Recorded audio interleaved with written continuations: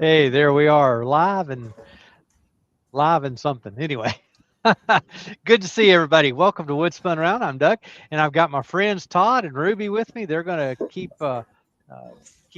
tabs on the chat and extend anything to me that needs to be extended. Share any questions or any comments, anything like that. So I'm going to put In you other guys in the words, back. we're going to keep you on the straight and narrow. Well, We were maybe. we were live and on time. That's right. Yeah. All right. All right. Show you what we got going on today. I'm not sure what the wood is. It looks pretty nice. It's got some color in it. It's got a little bit of spalting. I just cut this edge just a little while ago. It came out to a knife edge, and I knew we didn't need that. So there's a little bit of spalting right there in the edge. The other side was the center of this slab. Lots of color there, and a bit of spalting. It's not showing up very good. This might be oak. I'm not sure. We'll see as we get going. But we'll just turn. I've got it marked with an X on both sides, sort of the center. Yeah, you can almost see it there. So anyway, we're going to see how that does. Well, I'm going to get going. I'm going to get it mounted up on the lathe and get going. And one of these two folks is going to read off who all is in the chat for us today.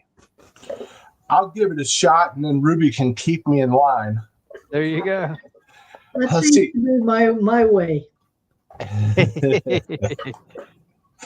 Some guy, what's this? Doug Miller at Wood Spun Round was first in up there. Hey, block him. He doesn't need to be in here. He's out. Let's see. There Paul North O'Connor. Ruby is in there. Chris Charlton. Zed, Zombie Woodturner's in. Roger Wallum. Welcome, Roger from Missouri. He's in. I think that's Northeast Missouri. Where we have Jason at Salisbury Crafts. Dale, Old Man River. Todd at Glen Cove Woodworks is in. Roger Kent. Doug Bennett. Going down. You got Roger Wallum? Roger Wallum, yes, I mentioned him. Let's see, Mike Yu. Okay. Copper Owl Woodturning. Rob is in. Did you get Pete at Twisted Trees? No. Okay. Did I miss him somewhere? Yes, dear. Oh, goodness.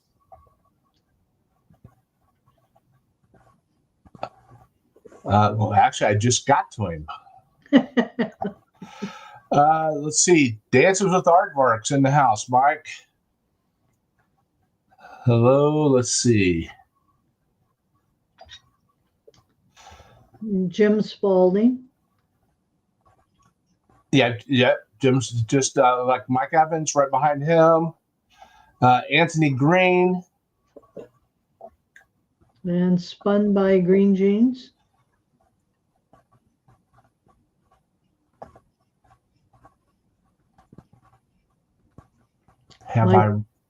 Mike Evans?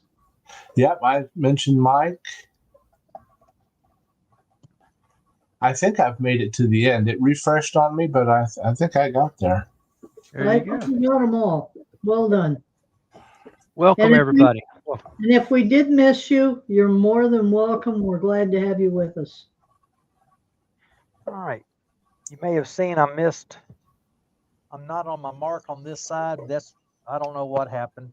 That was one of the marks. I went corner to corner. The other one I didn't. So it's called human error, Doug. That's it. And you're allowed to be human today, okay? Okay. And Todd, you're allowed as well. Thank goodness, because I barely make that mark most of the time. All right, see if I can get just a touch more speed. Hey, Tom Kenny's joined us. Hi, Tom. Hey, Tom. Glad to have you along.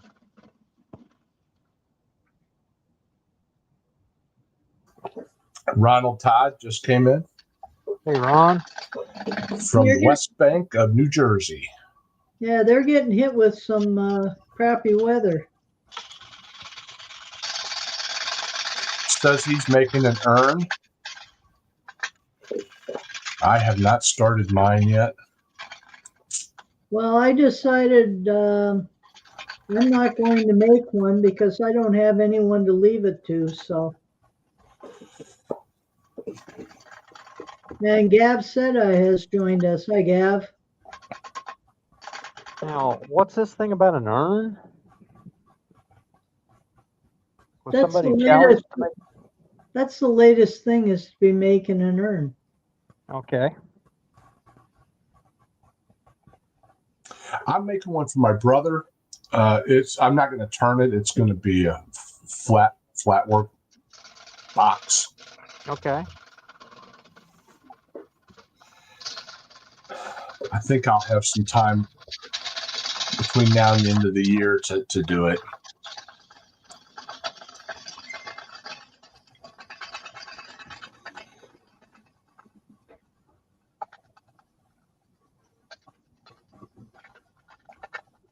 Well, I went to a funeral. In fact, I did the funeral, if I remember right.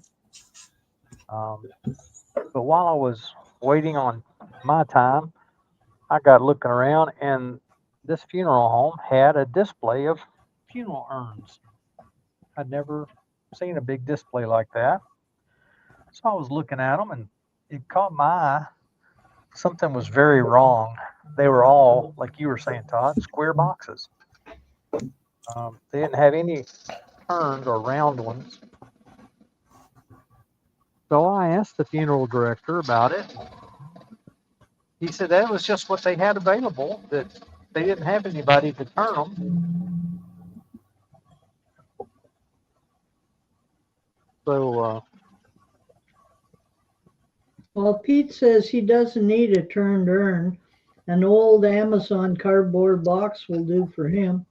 there you go. Ron says he's making it for his wife who passed November 2nd. Sorry to hear that, Ron. And he says it's the hardest thing he's ever turned. I can only imagine. Yeah. Yeah. Yeah, if you're going to make it for someone in particular, do it before they die.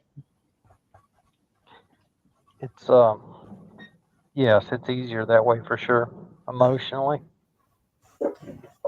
I did Mike, turn too for a man one time. His wife had died, and he was wanting to keep a few ashes, and his son wanted some ashes. So I made him two small, real small urns, and got them done. Showed them to him.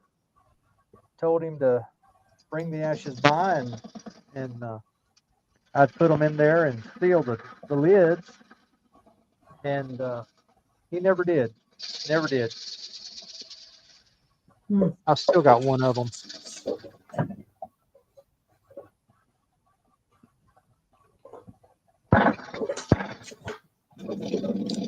Roger says he's made his urn already.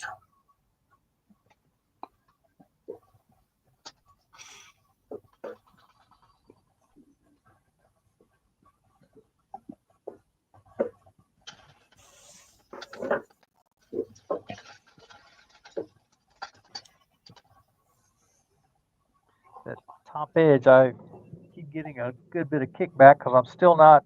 I got this big long flat edge on both sides, even on the ends. Well, that one's pretty well round. This one's got a little bit of a flat still, but we're getting there relatively quickly. I'm pretty happy with the way this is cutting, and this is oak, by the way.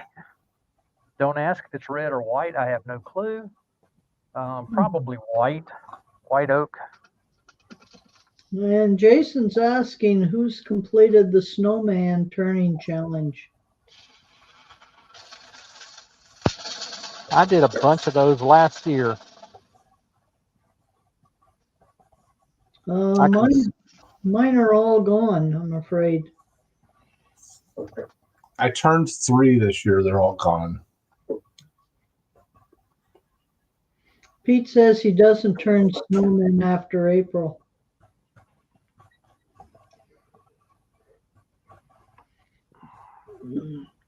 What he means is he hasn't been doing any since his granddaughter taught him how to make dots.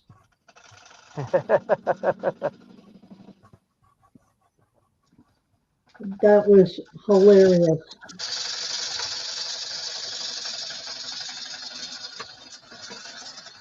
When I was visiting Pete, he was making a snowman and he wanted to know how to put the eyes and buttons on. So I showed him a neat way to make easy dots and do that. And that evening, his granddaughter came over. And he went to show her how to make the dots. And she looked at him and said, Grandpa, I already know how to do that.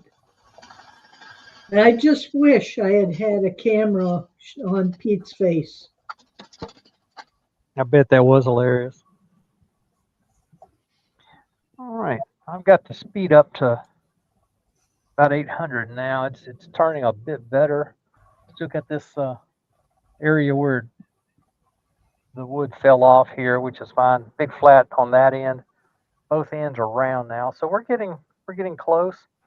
Not sure what I'm going to do with that big flat spot there. We'll see. Half of that'll disappear by the time you get it around. Yeah, at least. Now, Pete says he may have accidentally used the snowman shape when playing with his new skew. Well, Pete, tell us what new skew you've got. I mean, gee whiz.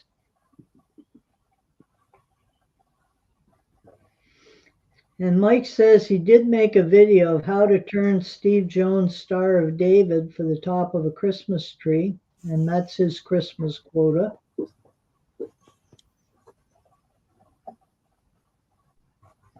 And Zed says he successfully made some bowls from oak yesterday. Not bad considering he had no instructions. Mm. And he's going to have fun with apricot later today, and he's put in the link. Thanks, Zed. He was using a bowl saver, he said, so yeah. Okay. And Wooden Burl has joined us. Good evening. Miss Haley? And Pete says his new skew was a 1.5 inch rolled edge Ashley Isle skew. And he used it in his video yesterday. Good. Hi, All right. I keep stopping because I'm looking at these two flats. That was the center of the piece, and this is the outer edge that I'm still working on.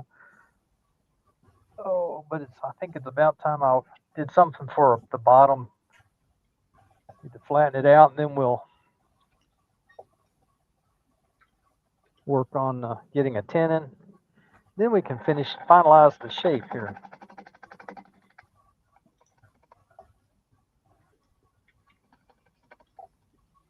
I don't know what it looks like, but that little flat spot that is almost disappearing, it might be cool if a little bit of that stays on the outside of the bowl. Yeah. If it's not so thick to go through.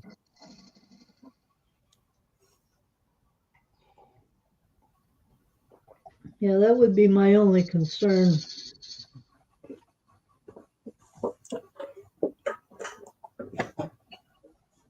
Pete says he has no intention of ever being famous, but he already is. Yeah, twisted feet of the trees.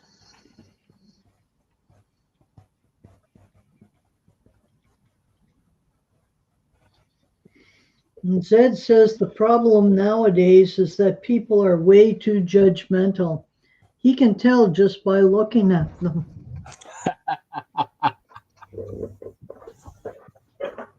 Zed, I don't know what I would do without you. Ain't that the truth?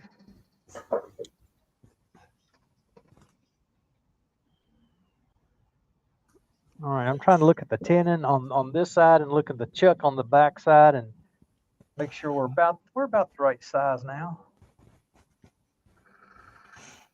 When I do that, I'm about a half-inch bigger on the tenon every time.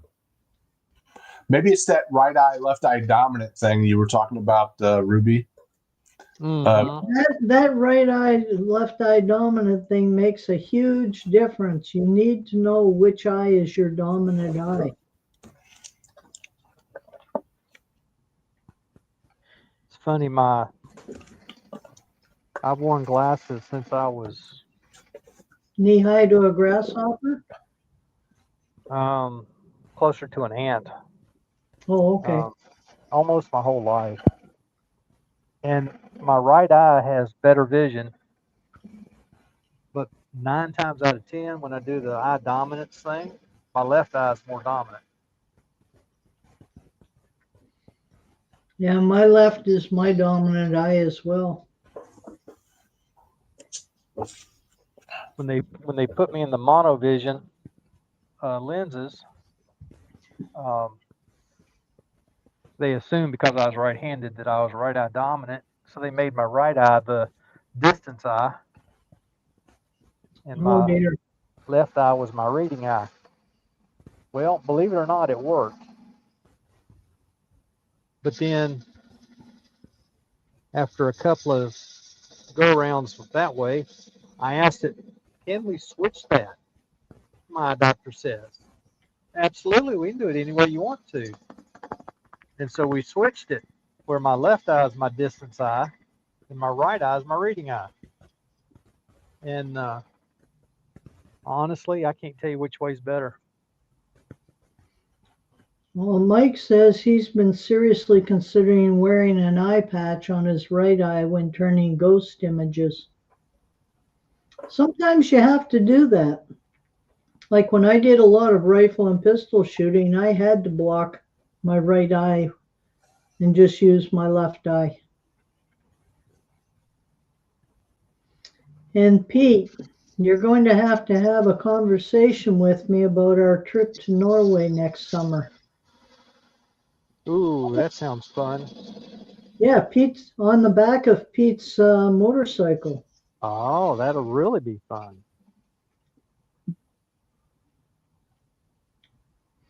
And Peter said, Doug, he thinks that bowl needs an oversized foot, so don't cut too much into it.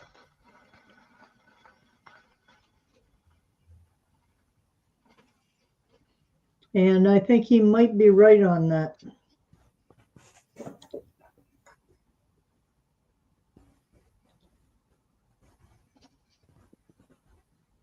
And Zed agrees.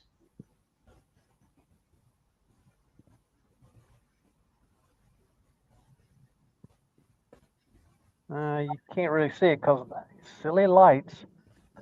My foot is, I made a slight bead or a half bead right on this edge.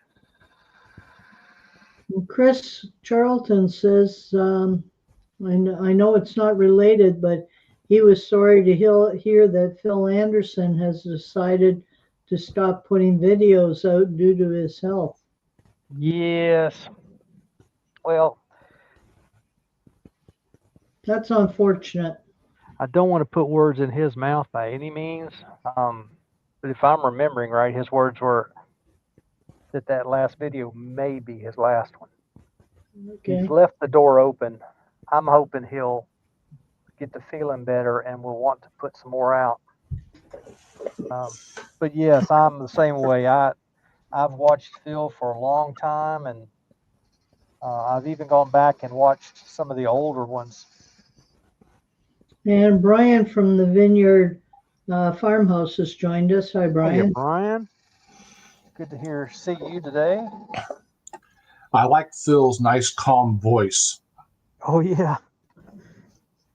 He and Gary have a very similar voice, and I enjoy both of them. Gary who? The Papa 1947. Okay. Yeah. Well, I can't think what his last name is. I'll think of it here in a minute. Somebody in the chat will probably beat me to it. I'm grabbing some sandpaper here, folks. Sorry, I usually have it out already.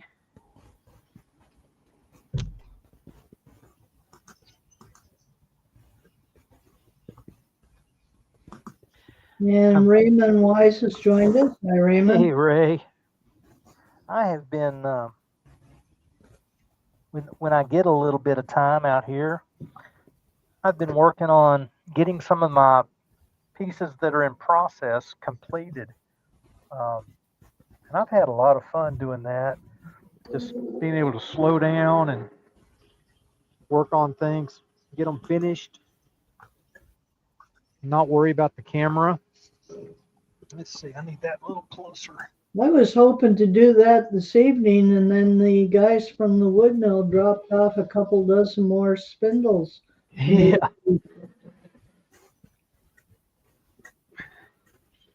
In the last couple of weeks, I've done a few hundred spindles. My goodness.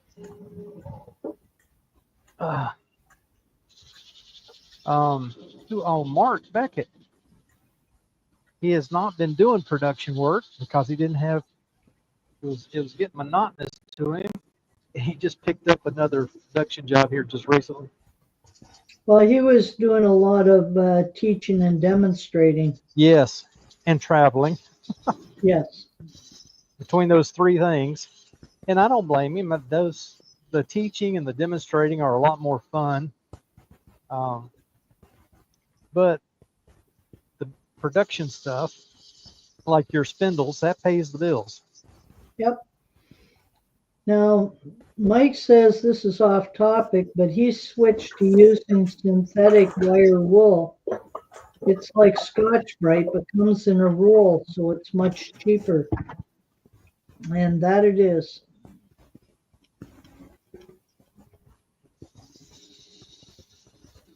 And Zed says he was turning yesterday, and when he looked down after a couple of hours, he found that the shavings were piled up to the bottom of his lathe.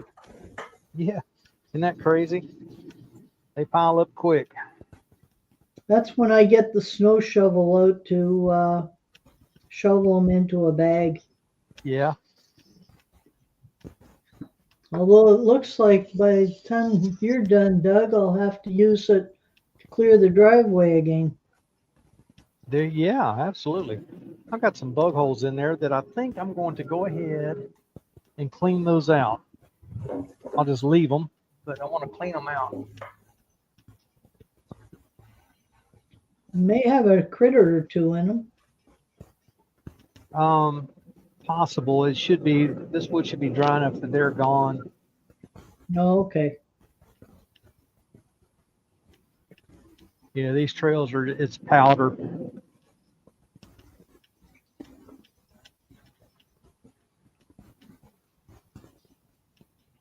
And Pete says he's been busy with commissions and production work recently, Yeah. but thinks he's clear of work now until next year, so it is playtime. Have fun, Pete. Absolutely. Zed's asking what kind of wood this is. I think we determined it was oak. Yeah, I'm pretty sure it's oak. I'm looking at a lot of things, but I'm also going by the smell. Oak has a pretty distinctive nutty smell. I think it's very pleasant, and I'm picking up that odor that I associate with oak. Okay, I think that's all of them. They were just in this one little area right here, and I'm not gonna worry about them right now. We'll see what happens when we hollow out the inside of the bowl. It may be that they show through, or some of them show through, or they may not. Depends on how thin we go. Oh, there's another one I missed. Depends on how thin I go. Some of them I have to go really thin to get them to go all the way through, but some of them not so much. Anyway, that's a pretty good bit of dust. Goodness gracious.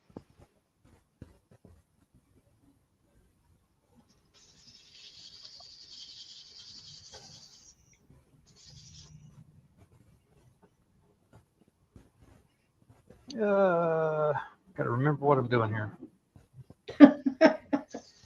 What are you going to do when you get my age, Doug? Well, Ruby, I'm not that far behind you, dear. Oh, you're miles behind. I had a lady at work. We started talking about going home early from work, and somebody said, "Well, seniors may need the senior may get the priority." And I said, "That would be me."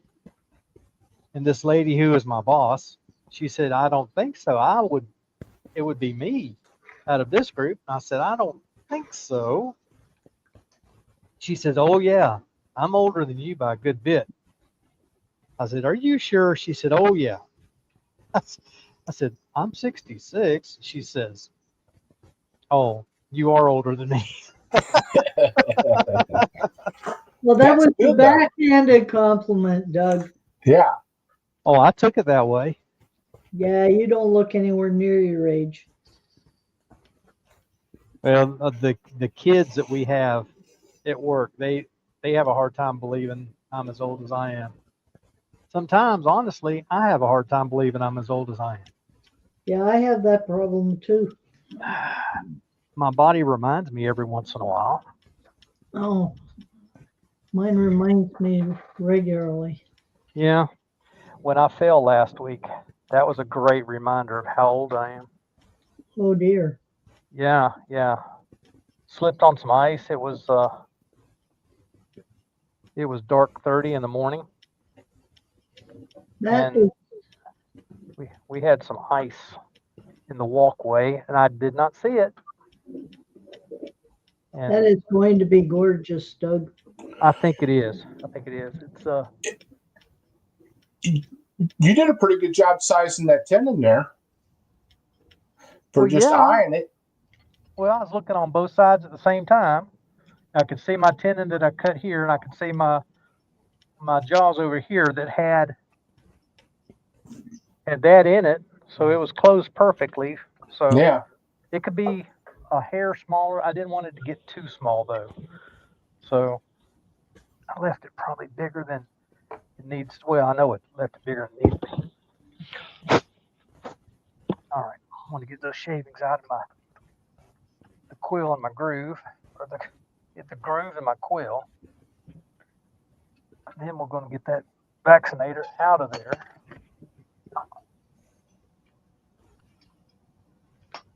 There we go. All right, now turn to rest. Mike says he got the name, or Dale says he got the name Old Man River from a former co-worker that he's 30 years older than. Yeah. Hey, Karsten Peterson's joined us. Hi, Karsten. Hiya, Karsten. All right, I turned the speed down for sanding. I'm running pretty true now. It looks off because that front, I never trued the front. But there's a speed at 930. So we'll get this top front, easy for me to say. Get this top trued up, and then we can get the speed where we want it. Now on that edge, Doug, I'd have come out instead of going in. I'm sorry? On that edge, I'd have come outwards instead of going in. Oh, I'm just truing the top right now. And Fred Gilliver's joined us. Hi, Fred. Now, out of curiosity, what is your preference, both of you? Your top edge, do you like it sloped in, sloped out, or just rounded? I'd do all three, Ruby. If I did one over any of the rest of them, it would probably be sloped in. But I know Same you like here. it sloped out. There And we I go. guess I think I prefer my edge sloped out. yeah. Nice shavings.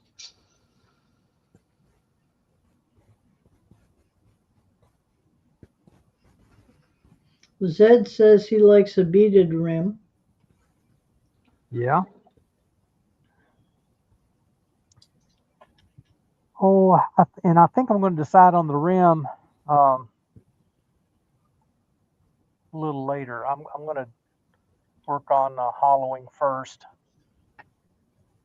and make my decision here in a minute. This is a fairly shallow bowl. It is, well, all my measuring instruments are, not all of them, my 2 rulers are MIA. Pete This says is only going to be 2 inches. Pete says that's a decision he has to make on each individual bowl.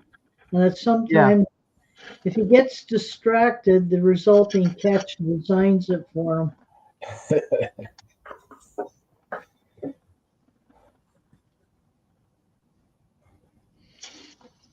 Now, Jason's put in a link for buying some of his coloring products.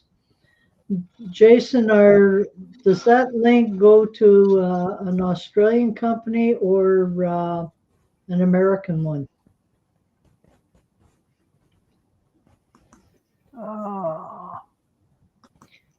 And the alien leader has joined us.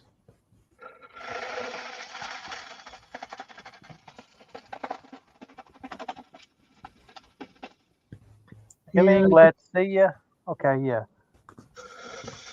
I was looking to see if Jay's link actually went through, and I don't see it, but I know Jay's a moderator, so he should be able to put it link in without any problem.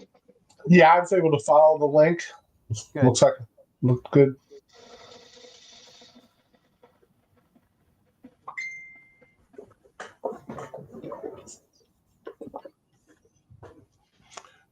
Ronald Pat says he generally slopes in. Likes to do inlays in bigger bowls.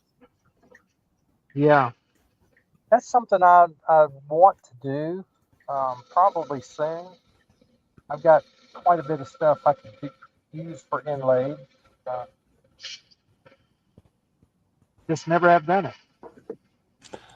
The last couple of bowls I made, I sort of had a thicker rim like you do right now, Doug, and I sloped it in and then undercut it a little. And I was sort of liking that for a while.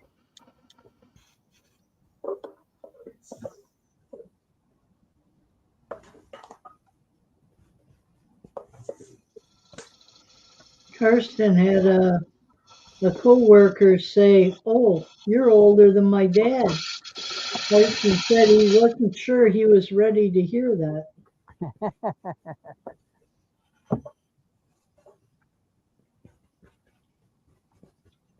That's another. Ron says he generally slopes in. However, he likes to do inlays in bigger bowls, and then it has to be flat.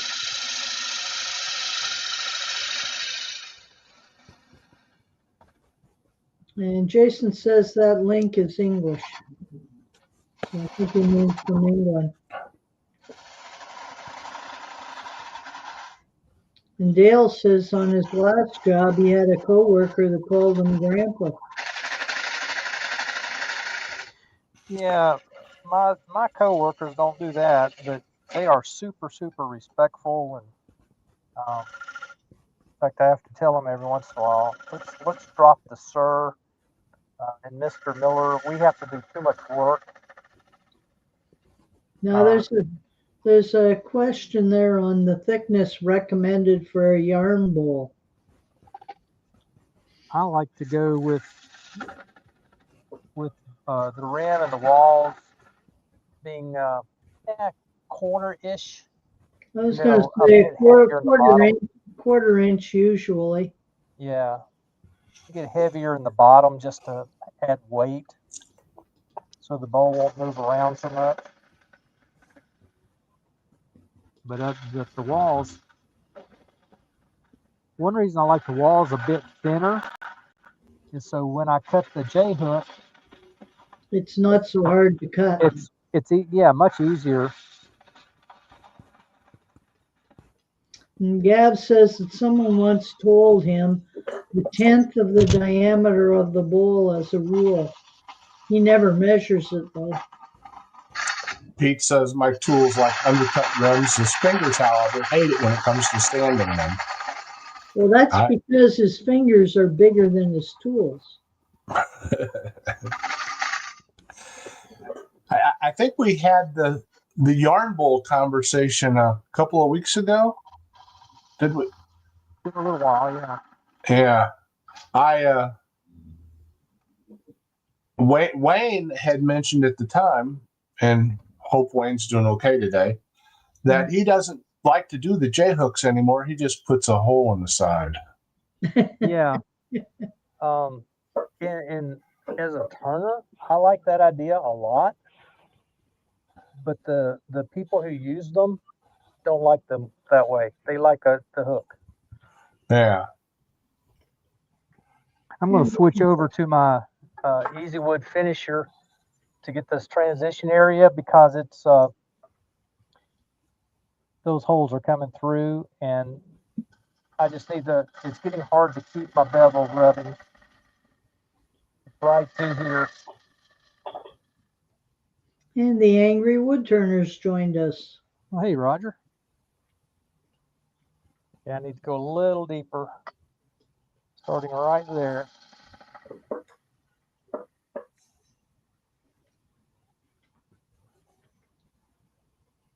These digital calipers work awfully well. If you don't already have some, you might want to go get some.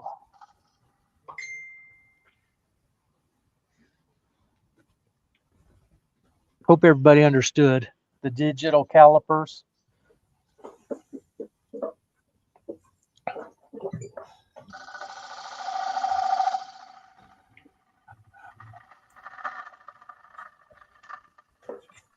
How's that silence for that after that question?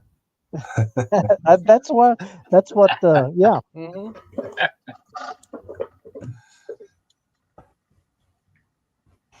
You know, the more you use those calipers, the better they get. That's true.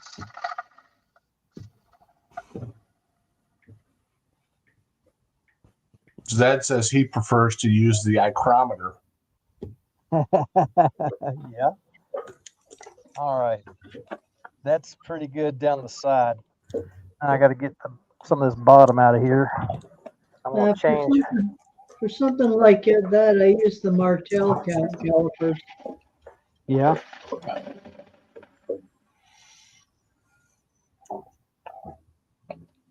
For that part, I'll often use the roughers, the Easy Wood roughers. Yeah, that would work just as well, if not better. Susie, the Swiss woodturners, just joined us. Hi, Susie. There we go. Square Yeah, rougher. I do that until I get down real close to the bottom.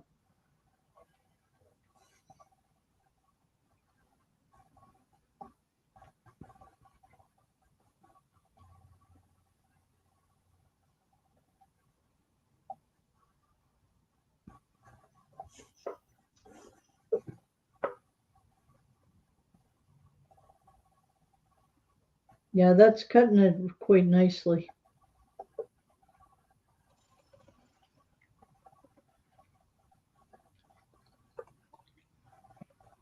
One thing I've seen lately, Oh, and for you folks who don't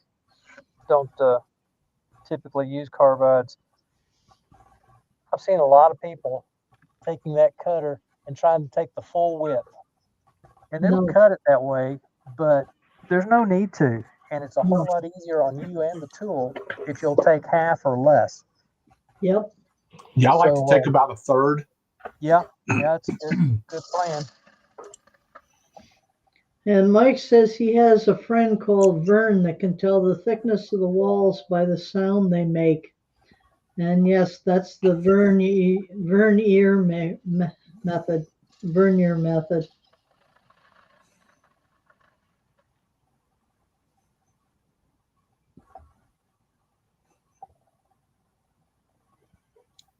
Yeah, width is a way of talking to you if you listen.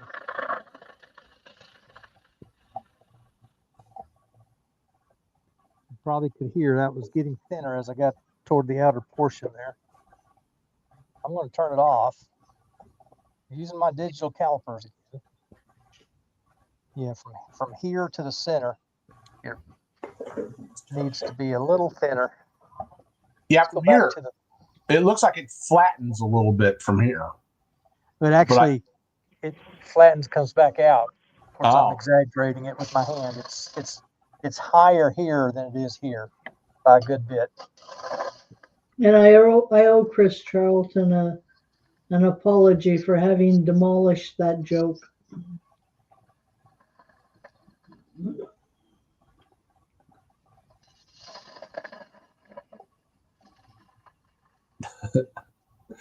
What is that hole that appeared in the center?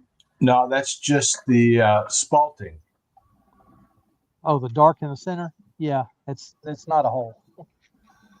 That's that spalt line right there. Okay. Whew, you had me worried for a minute, Doug. Don't worry. Don't worry. I'm going to go back to a gouge. That might be the sharpest one there. And I'm actually going to give it just a little more speed. I want to get a nice fresh cut. That's when I use my 60-degree bowl gouge.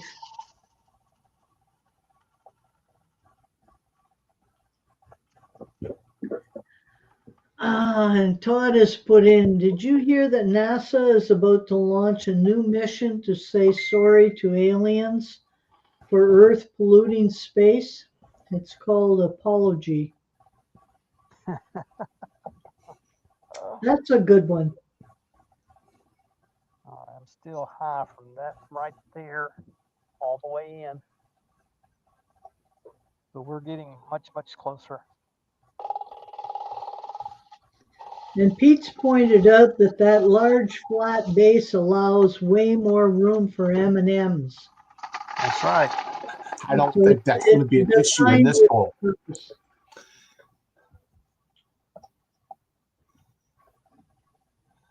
All right, and you should have been able to see there. I was a little higher, and as I came toward the center, I was working my way down to the center.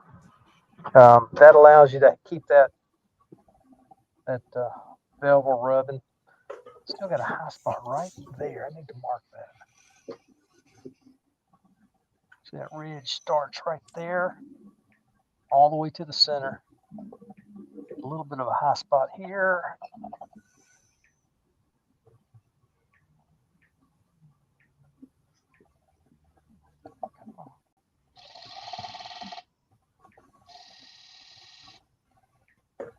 Looks like this bowl would be 4 or 5 pounds of M&Ms. Oh, Get you through at least one movie. it's where's the tool I'm looking for? It's a party bag anyway. There it is.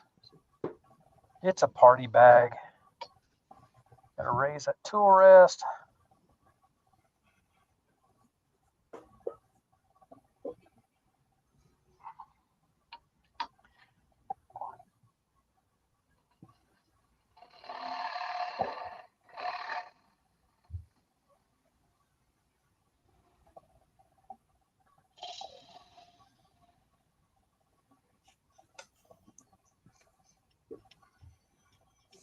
I may have just gotten everything I was after.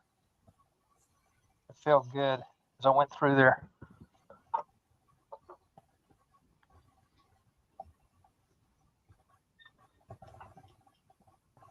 Oh yeah. And I do have daylight going through here. There it is. Get my pick and finish getting what's it called? Fraz?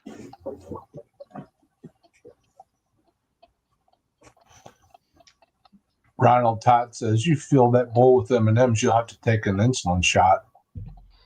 I would. Yeah, you're right. And Pete says, see, this is a sharing bowl. The undercut rim design stops others from getting a hand in there. I won't fill it with M&Ms. I may fill it with almonds, but not M&Ms. I've been eating the raw almonds for the last couple of years, and I really, really like them. And Zed asked, "Did you hear about the blonde who was fired from the M&M factory? She was throwing away all the W's."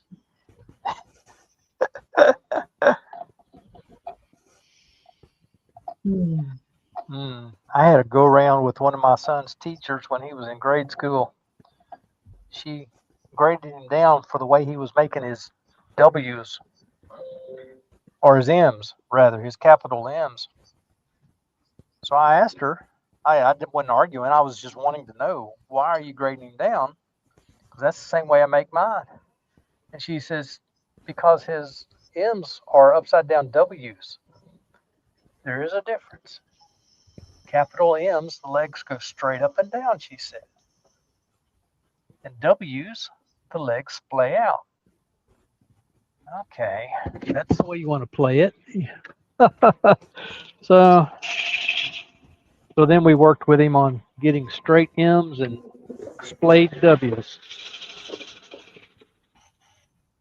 Pretty sure I could find some standardized fonts that argue that.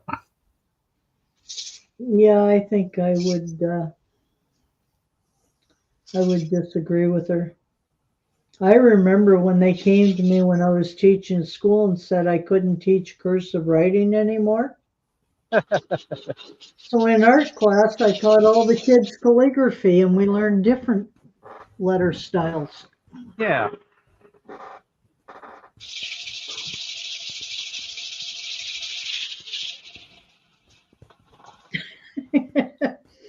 Karsten says artificial intelligence is when a blonde colors her hair black. He needs to mention that that was said to him by a very blonde friend.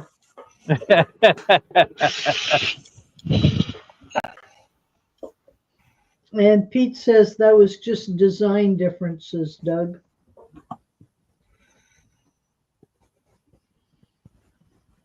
And Zed says, look at the M in Doug Miller on this very channel. Teacher is wrong.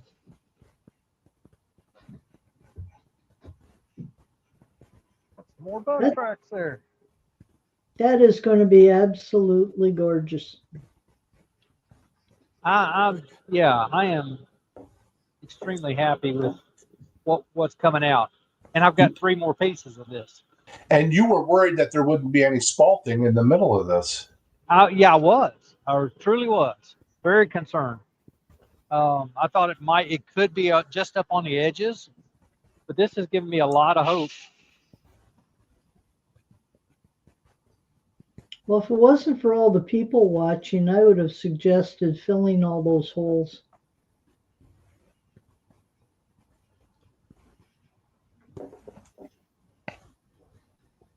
Well, there's a tool mark here that I've got to get out.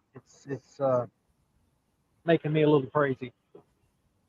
And sanding's going to take too long, so do it the easy way. Easy wood finisher.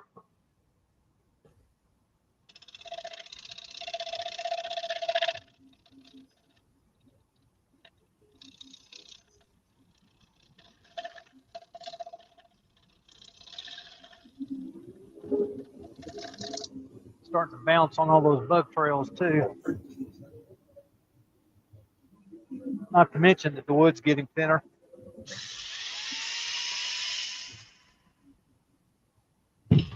Just because we're going to make this an outward sloping rim.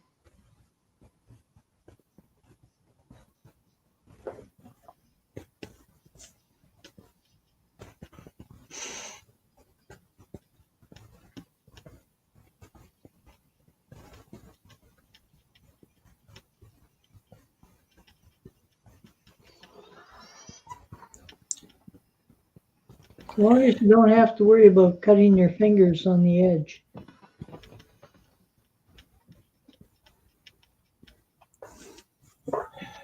I was watching the bowl instead of listening to or reading, but Ronald Todd said, "Are you going to fill the bug? What are you going to fill the bug holes with?" And Air. I think you decide air. Yeah. And Pete suggests that you speak to 24 Rob as he has some 16 grit discs that will speed it up. I remember somebody making a bowl entirely with 16 grit sandpaper, Pete. Yeah, boy. I've still got that tool mark, and it's just below the rim.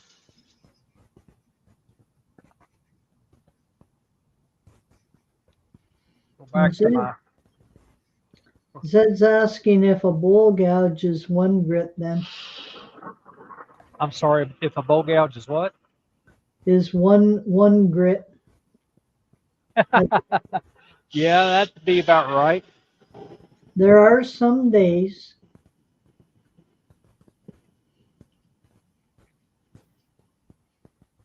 Pete, I didn't mention any names.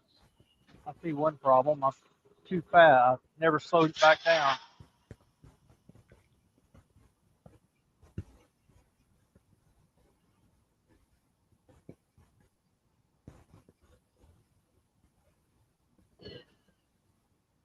All right, that should have that mark out of there. If it doesn't, I'll work on it more later.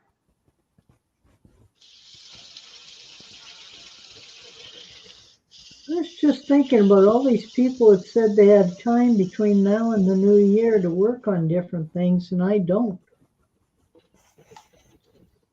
You keep taking work. Well, besides those couple dozen spindles waiting for me downstairs, I realized I committed myself to driving up towards Toronto and teaching a few different people. Yeah. Oh dear. All right, that line is still in there, so. And Gav has to go, so he said he'll catch the rest tomorrow. Bye, Gav. All right, Gav. Have a good evening, bud.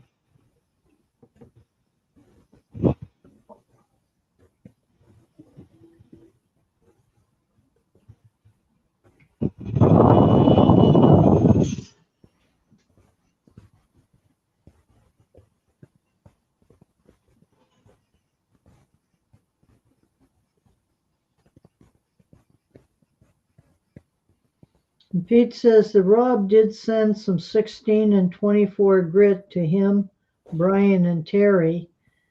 He was the only one daft enough to try it, but the result is now on display at the Klingspor German headquarters. Then I'll be right back.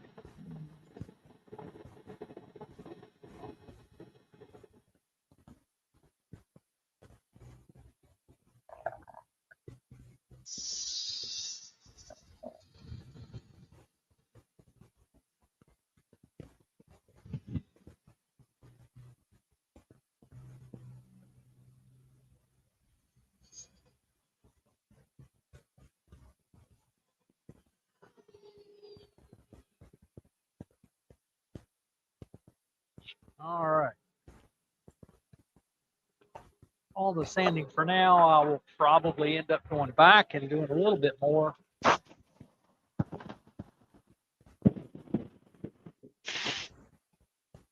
much dust out as I can. And here's the fun. A little alcohol. Yep, that's pretty.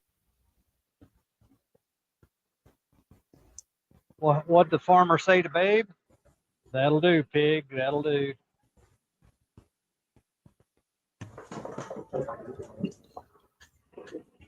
Oh, yeah. Backside looks just as nice. Yellow and white and black and brown. Yeah, that tool mark goes right through there. It's and I think it's where my sandpaper caught in one of these holes and just dug a trench about a third of the way around. All right, turn that off so I can hear what I'm thinking. That dust collector is just simply loud. Yeah, I ended up with a nice gap from there to there. I mean, a solid hole all the way through there. But then there's smaller holes as well. In fact, let me pull it off. I can show you. Brian from the Vineyard Farmhouse says he's been listening, but he's painting his bedroom. Ah, Oh wow, there's way more holes in there than we thought. yeah, those bug trails were plenty deep, and I got it thin enough that every one of them came through. So, and you can see them on the inside as well. Excuse me. So, anyway, there you have it. One nice little oak bowl. That thing doesn't weigh. It might weigh 2 ounces, 2.5 ounces now. It's and it'll weigh less when I take the tenon off of it. You know, before the live stream, you had thought that you might do some color. I am so glad that's not happening because this one is this is a nice one. Now, yeah, that's not to say color wouldn't look good on this. Where you have the spalting, it would leave a dark line under the color, and it would definitely look good with some color on it. But I think this one's got enough character between the spalting and the bug trails that it doesn't call for it. I like the bug holes going all the way through too. I'm glad they're not filled. Yeah. Well, that would be one of those deals where I'd have to tape the outside, mix up some 5-minute epoxy, put it in from the inside, wait for an hour or two for that stuff to set up good and hard, and then we could. Or you could mix up some resin. Well, that's what I'm saying. Mix up some epoxy and well, what am I trying to do here? I'm trying to come to that camera. Mike suggests that you carve a caterpillar and put it in one of the trails. And you know, Mike, you brought back a memory that I did that once when I was at what's that wood turning school down in Tennessee? Aramont. Aramont. I was at Aramont and I did exactly that thing. Yeah. God, that's a long time ago. Zed says just put some OB shine on that sucker and call it done. Yeah. Could. Put some sealer on it, then some OB shine juice and buff it up and with a little wax on top of that. You're right. Tom, thank you. He says turned out nice. Yeah, Pete doesn't like resin. I don't have it in here. I was just thinking the way the light would shine through the, Oh, you mean like some clear resin? That would work. With a slight tint of color. Could do that. Yeah. Some just some thin yellow color in it, maybe. Yeah, that's where it was. Well, when you spray it with water, you'll see what color the wood's going to turn when you put a finish on it. And then you can determine what color of you would add to a little bit of resin. That's why I like spraying the alcohol on it. Brings the color out. There, that's the camera. And this this light, almost white. It's a yellow color in that spalting. It's beautiful stuff. Well, the whole bowl is beautiful. Yeah, you can't really see it. Right through here is where that tool mark is. I'm going to have to go back in and I'll sand it out. I'm not going to try tooling it out. It's going to take a minute to do it, sanding it.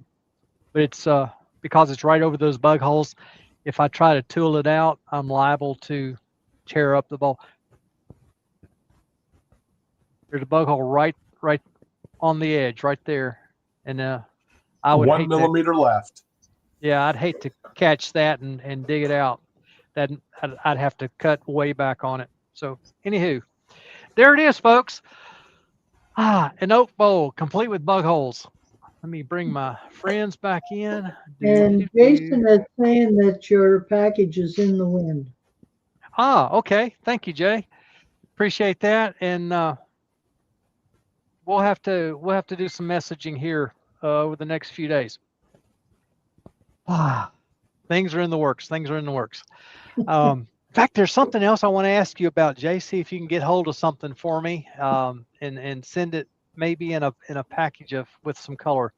We'll see how that works. Anyhow, folks, I do appreciate you coming along. Appreciate all your comments. It's been good. It's been a good time.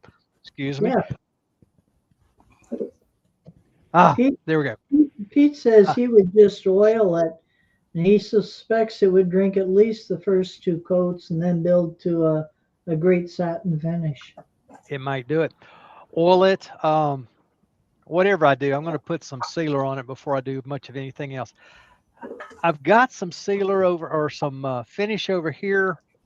It's some great sealer. I haven't used a whole lot of it. I just haven't.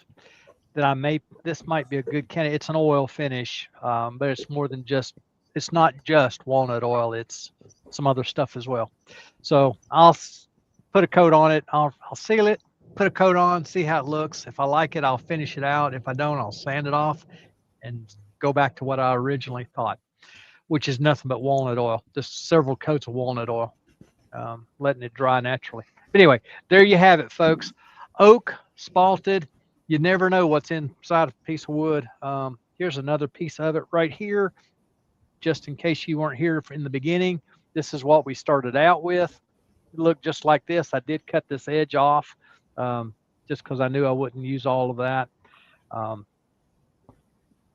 again, yeah, that side shows a little bit of the spalting. You see some burn lines, but there's some spalting there as well. Yeah, there's some on that top edge. You see some spalt lines, maybe. Yep. So anyway, that's what we started off with. That's what we end up with. Great. Beautiful. Okay. Thank you, folks. Thanks for coming along. It's been a lot of fun. I think I said last week, Tuesdays are my time in the shop. I don't get a lot of time these days. Had Friday, Saturday, and Sunday off, but you know what? I wasn't home. My daughter-in-law had wrestling meet, and my son had a jazz concert about 2 hours south of here. So we got home late Sunday night. Yeah, late Sunday night. So no shop time for me this entire weekend. But anyway, Ruby, Todd, thank you guys for coming and working with the chat. Thank you, chat, for being here and having a good time. It's always a good time with you folks. So until next week, I hope you're able to spin them around. Bye-bye. Night.